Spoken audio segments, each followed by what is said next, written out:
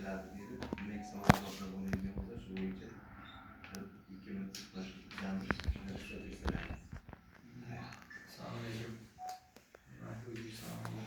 Assalomu alaykum.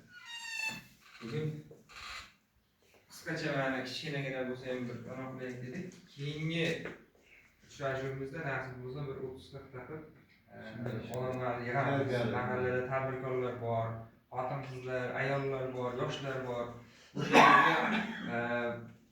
Nima deydi, hozirgi kunda Prezident tomonidan berilgan imtiyozlar, shularga qulayliklar bo'yicha biz kengroq yoritishimiz kerak. O'zbekiston mahallasini shu Obora tumanida 35 ta mahalla bo'lsa, 35 ta mahalla ichida shu birinchi o'ringa chiqarish bo'yicha ham tadbirkorlikdan ham qolgan narsa u kerakligini aytdim, ketdik shu mahallaga boraylik, sal ko'tarik ko'rsatishlarni deb kelyapmiz.